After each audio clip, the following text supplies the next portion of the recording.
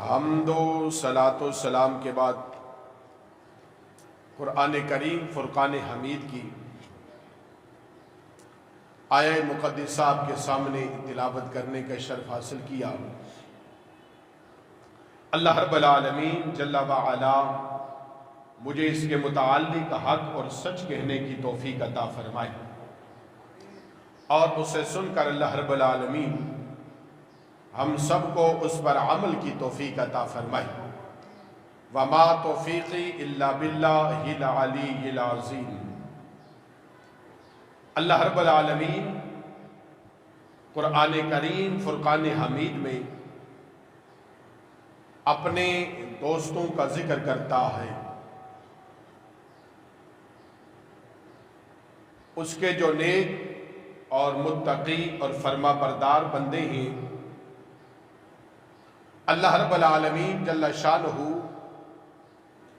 ان کا ذکر فرماتا ہے اور ان کی عظمت اور شان کو بیان فرماتا ہے۔ اللہ رب العالمین قرآن کریم فرقان حمید میں ارشاد فرماتا ہے، الا ان اولیاء اللہ، کہ خبردار ہو جاؤ، بے شک جو اللہ کے دوست ہیں، برگزیدہ بندے ہیں، جو اس کے مقرب ہیں،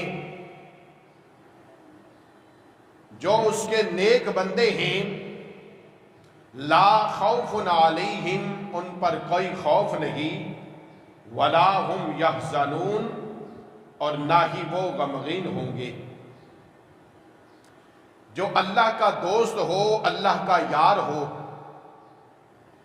اسے بھلا کس چیز کا خوف اور ڈر ہوتا ہے؟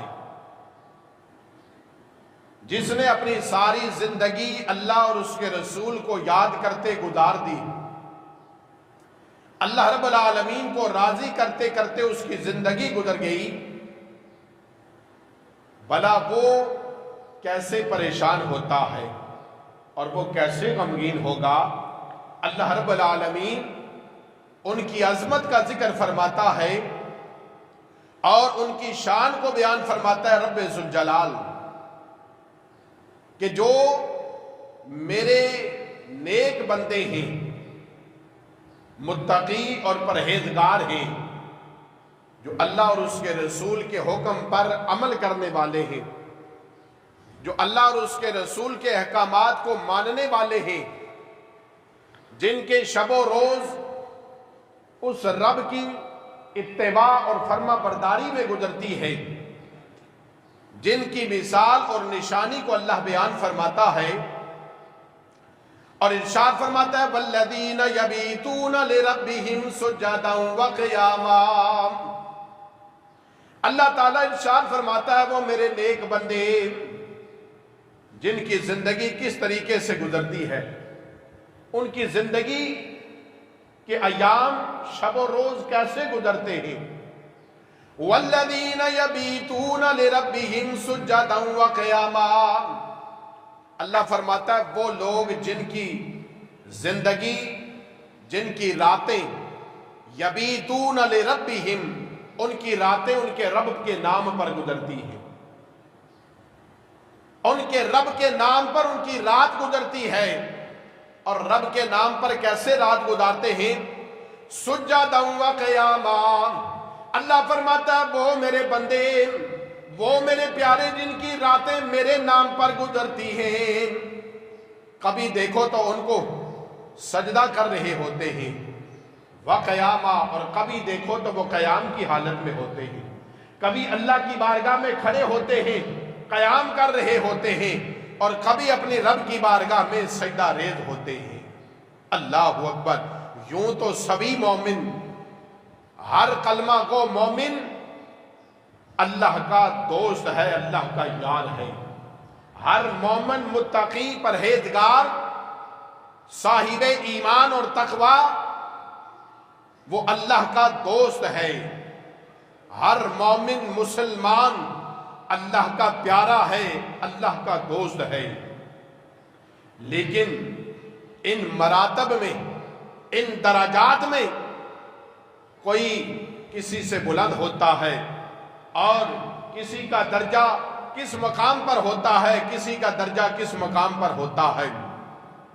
کوئی ولی ہوتا ہے، کوئی اوتاد ہوتا ہے، کوئی ابدال ہوتا ہے، اور یہ ولایت کے درجے اور کمالات ہوتے ہیں کہ کوئی کس درجے پر فائز ہوتا ہے اور کوئی کس درجے پر فائز ہوتا ہے۔ یہ اس کے متقی، پرہیزگار اور اس کی عبادت اور ریاضت کے درجات ہیں کہ ان درجوں پر فائز ہو کر وہ کتنا رب کا قرب حاصل کرتا ہے، اللہ کی بارگاہ میں کتنا منظور ہوتا ہے، کتنا مقبول ہوتا ہے، یہ وہ اپنی عبادت اور ریاضت سے ہوتا ہے۔ اللہ اکبر۔ اور ان اولیاء کاملین میں درجہ آتا ہے حضور سیدنا غوث آدم رضی اللہ تعالی عنہ کا۔ غوث آدم رضی اللہ تعالی عنہ کا درجہ اور کمال آتا ہے۔ یاد رکھیے کہ ولایت کے لیے ولی وہ ہوتا ہے جو صاحب علم ہو، جسے شریعت کا علم ہو،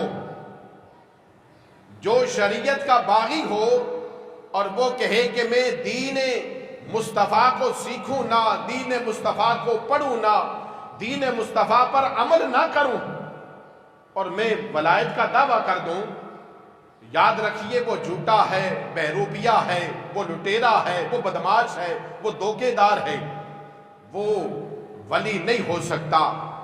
جو دین کی اتباع اور فرما برداری نہ کرے، جو دین سے واقف نہ ہو، جو قرآن کے علم سے واقف نہ ہو، وہ تصوف کے اور طریقت کے درجات اور لذتوں کو حاصل نہیں کر سکتا، وہ قطعاً اس مقام اور اس درجے پر نہیں پہنچ سکتا۔ علماء و مفسرین کہتے ہیں، اہل اللہ کہتے ہیں کہ اللہ اگر کسی کو ولی بنانا چاہتا ہو، جسے اللہ اپنا ولی اور دوست بنانا چاہتا ہے، رب پہلے اسے دین کا علم عطا کرتا ہے، پھر اسے ولایت کا درجہ عطا کرتا ہے۔ ایسے ڈائریکٹ کوئی ولی نہیں بن سکتا، ایسے ڈائریکٹ کوئی پیر اور ولایت کا درجہ حاصل نہیں کر سکتا، وہ کتنا ہی بڑا کیوں نہ ہو، اور کتنے ہی بڑے پیر کا بیٹا کیوں نہ ہو، وہ کتنے ہی بڑے پیر کا گدی نشین کیوں نہ ہو، وہ ولی نہیں بن سکتا۔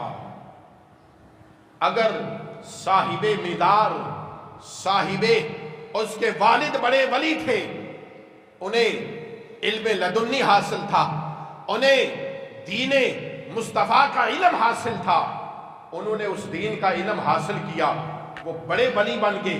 یاد رکھو ولی کا بیٹا ولی نہیں ہو سکتا۔ ہاں ولی تب ہو سکتا ہے جب وہ شریعت مصطفیٰ کا علم حاصل کرے، شریعت پر عمل کرے، اور پھر طریقت کے اسلوب کو حاصل کرے، طریقت کا سبق پڑھے، طریقت کے درجات کو حاصل کرے، پھر وہ تصوف کے درجات کو حاصل کرے، اور پھر وہ ولایت کے درجے تک پہنچ سکتا ہے۔ ورنہ ایسے آپ اور ہم دیکھتے ہیں کہ جس کے والد نے ساری زندگی علم دین سیکھا سکھایا اور ولایت کا درجہ حاصل کیا، اور ساری زندگی قرآن پڑھتا رہا، اور بیٹا ایسا کہ جس کی راتیں گزرتی ہیں وہ اس حال میں گزرتی ہیں کہ وہ دنیا کے فلم و گانوں میں مست رہتا ہے، اور اس کے بعد ساری دن روزے سے اور قرآن سے کی تلاوت کرتا رہا، لیکن بیٹا سارا دن عیاشی میں لگا ہے، چرس اور شراب اور بھنگ کے اڈے چل رہے ہوں، تو یاد رکھیے وہ ولی نہیں ہو سکتا۔ ولی ہونے کے لیے ضروری یہ ہے کہ اللہ ولی بناتا ہی اسے ہے کہ پہلے اسے علم دین عطا کرتا ہے، پھر ولایت کا درجہ عطا کرتا ہے۔ اللہ اکبر۔ حضور سیدنا غوث آدم رضی اللہ تعالیٰ عنہ نجیب الطرفین، آپ کے والد امام حسن رضی اللہ تعالی عنہ تک آپ کا شجرہ مبارک ملتا ہے، آپ کی والدہ کا شجرہ مبارک امام حسین رضی اللہ تعالی عنہ سے جا ملتا ہے۔ حضور سیدنا غوث آدم رضی اللہ تعالی عنہ، آپ کے والد کا نام سید موسیٰ اور کنیت ابو صالح، اور لقب تھا آپ کا جنگی دوست۔ آپ کی والدہ ماجدہ کا نام ام خیر فاطمہ، اور آپ کے خاندان کے آباء و اجداد تمام دین مصطفیٰ کو پر عمل کرنے والے، دین مصطفیٰ پڑھنے والے، پڑھانے والے اور ولایت کے اعلیٰ درجوں پر فائز تھے۔ اور حضور سیدنا غوث اعظم رضی اللہ تعالی عنہ آپ ایران کے قصبہ جیلان میں پیدا ہوئے، اور ابتدائی تعلیم اور قرآن آپ نے اپنے والد محترم اور جیلان کے مدرسے میں آپ نے تعلیم حاصل کی۔ پھر علم دین، فقہ اور اصول حاصل کرنے کے لیے حضور سیدنا غوث اعظم رضی اللہ تعالی عنہ نے اپنے ایران کے قصبہ جیلان سے سفر شروع کیا اور بغداد روانہ ہوئے۔ بغداد علم دین کا مرکز ہوا کرتا تھا، علم دین کا عظیم مرکز تھا، جہاں پر بڑے بڑے اولیاء پیدا ہوئے، جہاں پر بڑے بڑے وقت کے امام اور احادیث کے امام پیدا ہوئے۔ آج بھی آپ سرزمین عراق پر جائیں تو دیکھیں کہ جا بجا آپ کو کامل اور پائے کے نام پر اولیاء کاملین کے مزارات ملتے ہیں۔ آج بھی چلے جائیں تو صحابہ کرام کے مزارات آپ کو سرزمین عراق پر ملیں گے۔ آج بھی آپ چلے جائیں تو آپ دیکھیں گے کئی انبیاء کے مزارات بھی عراق کی سرزمین پر موجود ہیں۔ آپ چلے جائیں تو دیکھیں امام حسین پاک کا مزار، حضرت عباس سلمدار کا مزار پاک، اور امیر المومنین حضرت علی مرتضیٰ شیر خدا رضی اللہ تعالی عنہ کا مزار پر انوار وہاں موجود ہے۔ اس کے علاوہ بے شمار اولیاء کاملین کے مزارات، امام آدم رضی اللہ تعالی عنہ کا مزار پر انوار بھی عراق میں موجود ہے۔ الحمدللہ ہمیں اس کی زیارت بھی نصیب ہوئی، اور اسی طرح سے امام مالک رحمت اللہ تعالی علیہ کا مزار پاک بھی عراق میں موجود ہے، اور اسی طرح سے پائے کے اولیاء کاملین عراق میں آرام فرما ہے۔ یاد رکھیے عراق اور بغداد یہ مرکز تھا اہل علم لوگوں کا۔ حضور سیدنا غوث اعظم رضی اللہ تعالی عنہ، آپ کی والدہ آپ کو روانہ کرتی ہیں، آپ جو ہے وہ ایران سے عراق کا سفر باندھتے ہیں، اور آپ نے علم دین حاصل کیا، علم دین حاصل کیا، اور علم دین حاصل کرنے کے بعد پھر آپ نے اپنے شیخ کامل کی طرف توجہ فرمائی اور ان کی تلاش فرمائی، اور آپ کو شیخ کامل کا ہاتھ میسر آیا۔ حضور سیدنا غوث اعظم رضی اللہ تعالی عنہ آپ فرماتے ہیں، ہم حضور سیدنا غوث اعظم رضی اللہ تعالی عنہ کو صرف ایک ولی کے حیثیت سے جانتے ہیں۔ ہمارے ہاں مشہور ہے حضور غوث اعظم صرف ایک ولایت کے اعلیٰ درجے کے حوالے سے یہ بات اپنی جگہ مستند موجود ہے کہ حضور سیدنا غوث اعظم ولیوں کے امام اور سردار ہیں، اور اللہ نے ان کو ولایت کا اعلیٰ درجہ عطا کیا ہے۔ لیکن یاد رکھیے جہاں غوث اعظم ولی کامل تھے، وہاں قرآن کے انتہائی عظیم مفسر قرآن بھی تھے، وہاں حضور غوث اعظم فقہ کے امام بھی تھے، وہاں امام غوث اعظم رضی اللہ تعالی عنہ وہ مفتی بھی تھے، وہ عالم باعمل بھی تھے۔ اور آپ فرماتے ہیں کہ مجھے درست العلم، آپ فرماتے ہیں کہ میں صرف نگاہوں سے، آج تو کہتے ہیں نا پیر کی آنکھوں میں آنکھیں ڈال کے دیکھو تو تمہیں ولایت مل جائے گی، پیر کی مجلس میں بیٹھو تو تمہیں ولایت مل جائے گی۔ تم علم دین حاصل نہ کرو، کون پڑھے گا؟ کون اتنے درجات بلند کرے گا؟ کون اتنے سال گھٹنے ٹیکے اور قرآن و حدیث کا علم حاصل کرے؟ بس ہمارے پاس ہو، ہم ڈائریکٹ تمہیں لے جائیں گے، ڈائریکٹ پلائیں گے، ہمیں تمہیں جیسا جو ہے نا وہ تصوف کا جام پلائیں گے کہ نہ تمہیں دین کا علم حاصل کرنے کی ضرورت ہے، نہ تمہیں مولویوں کے پاس جانے کی ضرورت ہے۔ کہتے ہیں کہ مولوی اور فقیر کی بنتی نہیں، بھلا کیوں نہیں بنتی؟ عالم بعمل عالم ہی وقت کا ایک عظیم ولی ہوتا ہے، اور جو بے عمل ولی ہوتا ہے، جو بغیر علم کے ولی ہوتا ہے، اسے خبر ہے کہ مولوی میری گرفت کرتا ہے، اسے پتا ہے علماء میری گرفت کریں گے، میری بدعملی کی گرفت کریں گے، میری دین سے بغاوت کی گرفت کریں گے، دین سے دوری کی گرفت علماء کریں گے۔ اس لیے وہ لوگوں کو جانسا دیتا اور ایمان خراب کرتا ہے کہ مولویوں کے پاس مت جانا۔ یاد رکھیے حضور سیدنا غوث اعظم فرماتے ہیں لوگوں اللہ نے یہ مجھے قطبیت کا درجہ کیسے عطا کیا ہے۔ آج کا جو ہے نا وہ پیر کہتا ہے کہ سب کچھ میرے پاس موجود ہے، میں تمہیں یہاں سے جو ہے نا میں نماز یہاں نہیں پڑھتا، میں مدینے میں پڑھتا ہوں، مکے میں پڑھتا ہوں، روٹی یہاں کھائے گا، کھانا یہاں کھائے، نماز مدینے میں بھلا پایا کیسے پڑھے؟ اگر نماز وہاں پڑھتا ہے تو کھانا بھی وہاں کیوں نہیں کھاتا؟ کھانا کھانے یہاں آتا ہے، نماز پڑھنے خالی وہاں جاتا ہے۔ جھوٹا، بے روپیہ، دگے باز، دھوکہ باز، فریب، اور یہ ایک جو ہے نا کاروبار اور ایک دندہ بنا رکھا ہے۔ یہ منافع بخش کاروبار ہے، جسے کوئی کام نہیں ملتا، جسے کوئی کام کرنے کا دل نہیں کرتا، وہ بس ایک گدی لگا کے بیٹھ جاتا ہے، پیر ہونے کا دعویٰ کرتا ہے۔ اس کے لیے نہ کوئی سند دیکھی جاتی ہے، نہ کوئی اسلوب دیکھے جاتے، نہ کوئی پیچھے سے خاندان اور طریقہ دیکھا جاتا ہے۔ بس جس نے پیر کہہ دیا ہم نے آنکھیں بند کی اور اندھی تقلید کرنا شروع کر دی۔ اب ایمان کا خطرہ پیر کا بھی اور مرید کا بھی۔ پیر بھی ایمان سے فارغ ہو گیا اور مرید بھی فارغ ہو گئے۔ اب جو ہے نہ نماز، نہ روزہ، نہ زکوٰۃ، نہ حج، نہ شریعت مصطفیٰ، نہ طریقت اور نہ ہی سنت مصطفیٰ کا پاس ہے۔ بس جو پیر کری جائے وہی قرآن و حدیث بنائے جاتے ہیں۔ بس ہمارے پیر نے یہ کر دیا، ہمارے پیر نے یہ کہہ دیا۔ یاد رکھو اگر کوئی پیر دین کا باغی ہے، دین کا مخالف ہے تو اس کی بیعت مت کرے، اس کے ساتھ مت رہے، ورنہ اس پر تو وبال آئے گا دین کے بغاوت کا، تم پر بھی بغاوت کا جو ہے نا وبال ضرور آئے گا۔ لہذا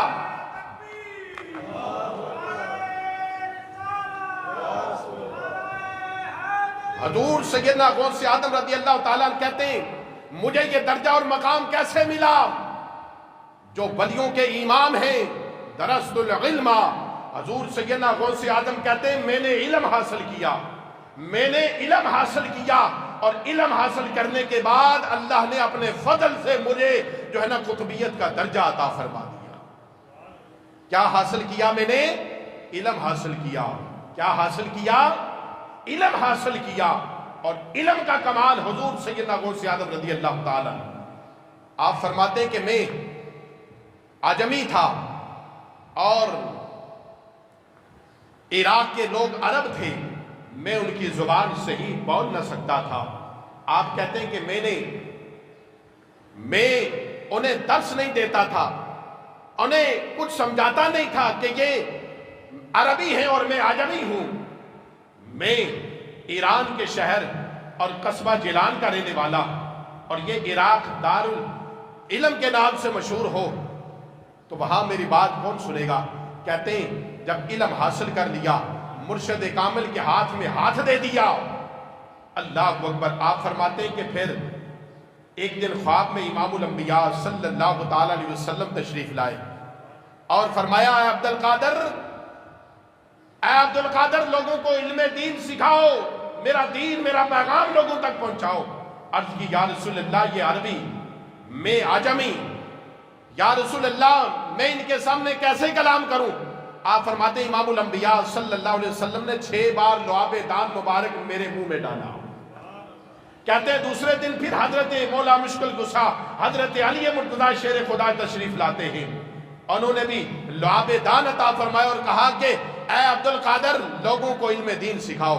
کہتے ہیں میں نے بغداد کی مسجد میں علم دین سکھانا شروع کیا، اللہ نے لوگوں کے دل میری طرف مائل کرنا شروع کر دیے۔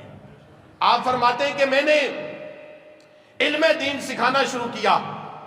آپ کہتے ہیں بغداد کی جامع مسجد پھر بن گئی، چھوٹی مسجد سے بڑی مسجد بن گئی، لوگ پھر جوک در جوک آنے لگے، اتنے لوگ ہو گئے کہ مسجد میں اب نہیں سماتے تھے، پھر کھلے میدان عیدگاہ میں تشریف لے جاتے، وہاں جا کر حضور سیدنا غوث اعظم رضی اللہ تعالی عنہ لوگوں کو دین کا علم سکھاتے، اور حضور سیدنا غوث اعظم رضی اللہ تعالیٰ عنہ کی محفل میں بیک وقت 70,000 لوگ بیٹھے ہوتے، اور آپ کی بارگاہ میں 400 علماء بیک وقت بیٹھے ہوتے اور کاغذ اور قلم لے کر بیٹھتے۔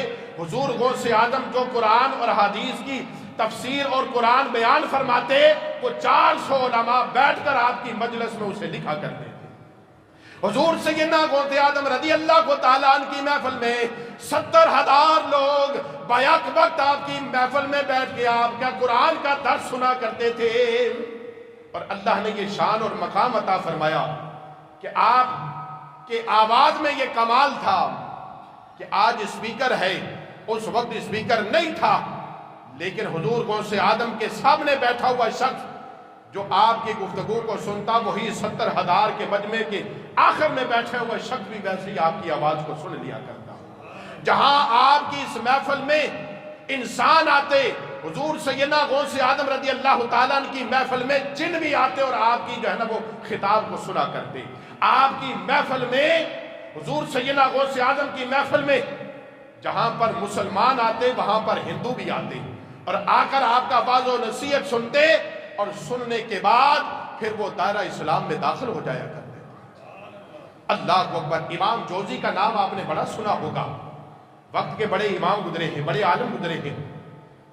یہ کہتے ہیں مجھے صوفیات سے نہیں لگتی تھی، مشکرے مشہور تھے فی زمانہ، جیسے ہمارے زمانے میں، اس زمانے میں بھی ہوئے تھے، آج تو اور زیادہ جا بجا دیکھو آپ جو ہے نا گدی لگی ہے پیر کی، اور جناب بلا اس کی من گھڑت باتیں، کوئی صرف پھوکوں سے مشہور، کوئی صرف تعویذوں سے مشہور، کوئی صرف نگاہوں سے مشہور، کوئی کسی کام سے، کوئی کسی کام سے، درگاہوں پر دیکھو تو کوئی خرافات کے نام سے مشہور، کسی نے کتے پال رکھے، کسی نے بلیاں پال رکھی، کسی نے گھوڑے پال رکھے، کسی نے کچھ پال رکھا ہے، اور نہ شریعت کا اور طریقت کا کوئی پاس نہیں ہے، مذاق بنا رکھا ہے، اور اس کی جھوٹی کرامتیں بنائی جا رہی ہیں، اور جھوٹی باتیں بنائی جا رہی ہیں اور پھیلائی جا رہی ہیں۔ یہ حضور سیدنا غوث آدم رضی اللہ تعالیٰ آپ کی محفل کا اصول یہ تھا کہ حضور غوث آدم رضی اللہ تعالیٰ کی محفل میں ایک قاری قرآن کی ایک تلاوت کرتا، ایک آیت پڑھتا، یا 3 آیتیں پڑھتا، یا کثیر آیتیں تلاوت کرتا، اور قاری تلاوت قرآن کرتا، حضور غوث آدم ان آیات کی تفسیر بیان کرتے، ان آیات کی تفسیر بیان ہوتی، غوث آدم تفسیر بیان کرتے۔ امام جوزی کا بڑا نام ہے صوفیات سے دور، کہ یہ من گھڑت باتیں۔ حضور غوث آدم رضی اللہ تعالیٰ عنہ کے ایک مرید جو امام جوزی کے شاگرد تھے، انہوں نے کہا آؤ میں اپنے شیخ کی بارگاہ میں تمہیں لے چکتا ہوں۔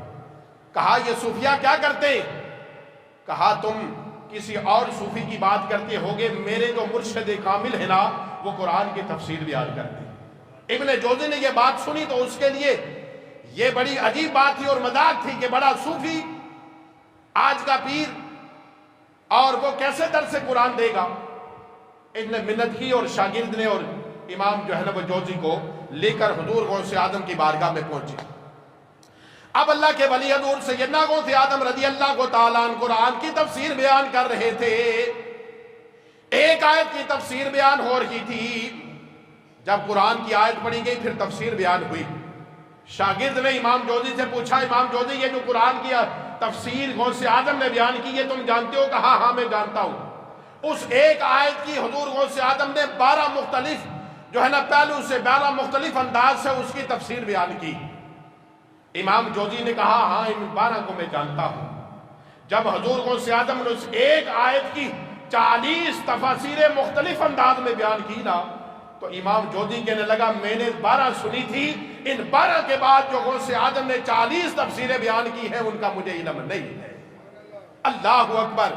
اتنا اثر ہوا امام جوزی پر کہ حضور سیدنا غوث آدم کی اس محفل میں جب آپ کی محفل قرآن کا درس مکمل ہوتا، حضور غوث آدم کہتے اب آؤ قال سے حال کی جانب چلتے ہیں۔ اب اللہ کی صدا بلند ہوتی، کلمے کی صدا لگتی، اور امام جوزی جو اس محفل میں بیٹھے تھے اب قال سے جب غوث آدم حال کی جانب آئے اور 40 تفسیریں ایک آیت کی بیان کرنے کے بعد کہا اب لگاؤ اللہ کے نام کا جو ہے نا وہ نعرہ، اور کلمے کی ضرب لگی تو لوگ جو ہے نا بے حال ہو جاتے، اور اسی بے ہوشی کے عالم میں کئی لوگوں کو رب کا وصل نصیب ہو جاتا اور رب کی بارگاہ میں حاضری نصیب ہو جاتی۔ اور کئی لوگ ایسے تھے جو امام جوزی بھی اس محفل میں موجود تھے، امام جوزی کا کرتا پھٹ جاتا ہے اور لوٹ پوٹ ہو کر اللہ کی صدا بلند ہوتی ہے۔ ولی کامل غوث آدم رضی اللہ تعالیٰ آپ فرماتے اللہ نے میں نے علم حاصل کیا، اللہ نے اس علم حاصل کرنے کے بعد مجھے کتبیت کا درجہ عطا فرما دیا ہے۔